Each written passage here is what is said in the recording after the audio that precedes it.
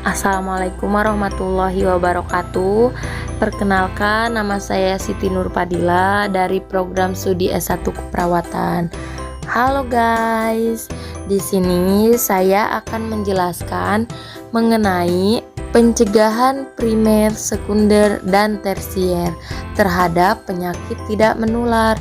Di sini saya mengambil contoh yaitu stroke.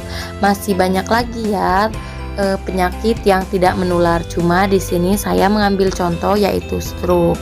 Nah, teman-teman, ada yang tahu gak apa itu stroke sendiri? Ada yang tahu?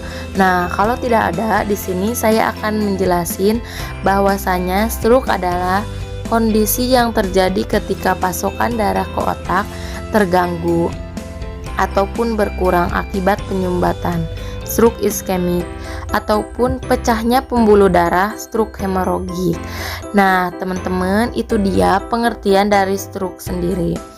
Nah, di sini ada pencegahan stroke, ada 3. Yang pertama, pencegahan primer, sekunder, dan tersier.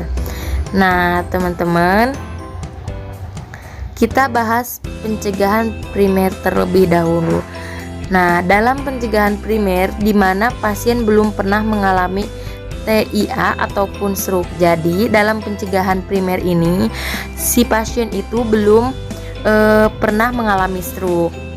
Nah, biasanya kita harus selalu menghindari rokok, stres mental, hindari minum-minuman beralkohol, serta kontrol berat badan ideal.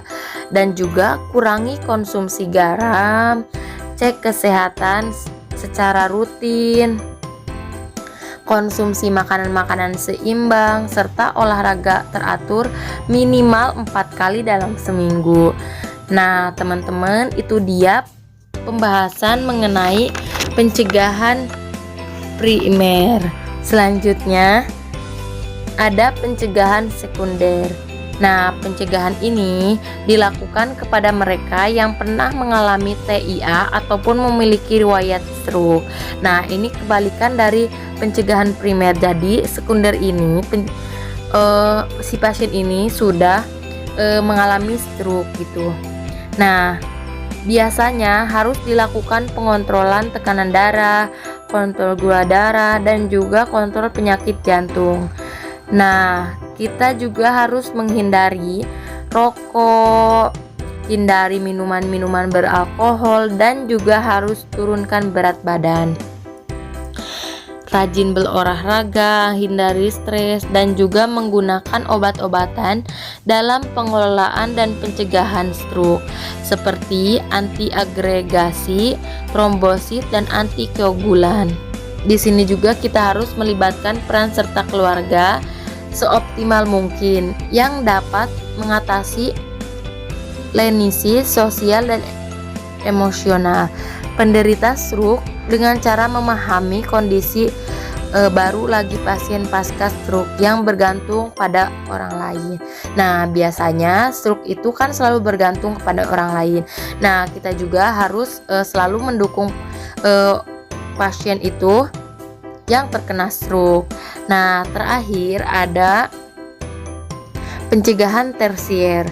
Nah, pencegahan tersier ini merupakan rehabilitasi yang dilakukan pada penderita stroke yang telah mengalami kelumpuhan pada tubuhnya. Jadi, agar tidak bertambah parah dan dapat mengalihkan fungsi anggota badan yang lumpuh pada anggota badannya yang masih normal. Pencegahan tersier ini kepada pasien yang lumpuh ataupun lumpuh total. Nah, biasanya diakibatkan oleh gaya hidup, terus reproduksi stres, ekureks sedang, berhenti merokok. Nah, yang kedua bisa diakibatkan oleh lingkungan, menjaga keamanan dan keselamatan. Nah, tempat tinggal di rumah lantai pertama, menggunakan well care, dan juga harus serta dukungan penuh dari keluarga. Nah, itu dia dari pencegahan primer, sekunder, dan tersier. Mohon maaf kalau misalkan banyak kata-kata ataupun dari penjelasan kurang jelas, kurang lebihnya saya mohon maaf. Wabillahi taufiq walhidayah. Wassalamualaikum warahmatullahi wabarakatuh. Terima kasih teman-teman.